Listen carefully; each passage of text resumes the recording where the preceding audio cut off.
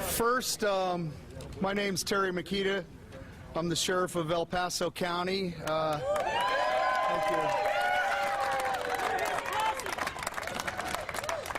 Let me, I'll try to be brief, although that's not my nature. But first and foremost, let me thank every one of you that came out or made the journey from your community to be here and stand with us in support of what we believe is right. I'm not going to stand here and pretend to be some scholar of the Constitution. I'm not going to proclaim to be some expert on whether a gun bill will work or won't work. But as what I can say is, like the people up here, we have committed a career to interpreting the Constitution every day. Not just the Second Amendment, not just the First, but the Fourth, the Fifth, the Eighth, the 14th, all of them. And I would think that would bring some validity when we look at this and say, this isn't about keeping criminals behind bars or interfering with someone who wishes to do harm. This is about criminalizing law-abiding citizens. These laws will have no deterrent effect whatsoever on the tragedy that occurred in Aurora. It had no effect on the tragedy that occurred in my own county just 2 weeks ago, or the pizza delivery individual up in Denver. This is an infringement on our rights as law-abiding citizens, and I would be remiss if I did not say the Constitution and the government did not grant us the Second Amendment. We had those rights long before this country was even formed as humans. Why is the governor punishing us? The Constitution is what protected those rights from government intrusion. Now, I'm going to stand here, and I'm sorry to say this, but our governor has lied to the citizens of this state, and I have no problem telling him that directly. And I'll tell you why. Because in July, he stood up and said to national news media that gun control would most likely not have prevented the incident in the Aurora Theater. He said that individuals that are that ill and want to carry out that kind of devastation will probably not follow any restrictions in place. But as what he said was, we should have this debate. That was a lie. And that is what upset me on March 4th, because that debate did not take place. It was ramrodded through. There was no articulation of the benefits of it. There was no debate about people like me and the people up here who are expected to identify this as being illegal as of July 1st.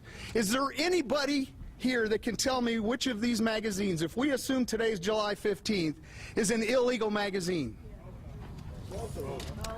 I have almost a century of experience. Can you guys look at these and tell me?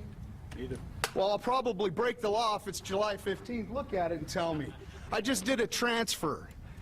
That law targets law-abiding citizens. It criminalizes people that intend to follow the law. And it doesn't just stop with the magazine ban. A cop cannot look at this and say whether a crime has occurred. It's an after-the-fact issue. The crime has occurred. Now we have probable cause to question. Now we have probable cause to interrogate. That's where this law is overreaching. The background check. The governor lied to the people. He said, I talked to folks all over this state, the eastern plains, the western slope, down south, up north, and he said they believe in universal backgrounds. Is what he failed to tell them and be honest with them about is we have universal background checks. We have a gun show loophole. Is what he's targeting is my ability to turn to a person I went through the police academy with and say, Jim, I would assume I surround myself with law-abiding citizens. If you want to borrow this magazine, I trust you. And no, in my heart, Jim is not going to go out and shoot up a theater or a school or a place of employment. He's going to use it responsibly and give it back to me. That's what this law targets. That is what is so wrong. And I think the best depiction I can come up with, an example, is what a gross, dismal failure gun control has been in Chicago. Go to the computer, Google Chicago, get into their crime stats, look at the rate of homicides, look at the rate of clearance. It tells me something. The citizens don't have confidence in the police to protect them, and that's why they can't solve their crimes. They got a 30% clearance rate on homicides. I don't think there's a sheriff in this state that would accept that, let alone has ever experienced that pathetic of performance.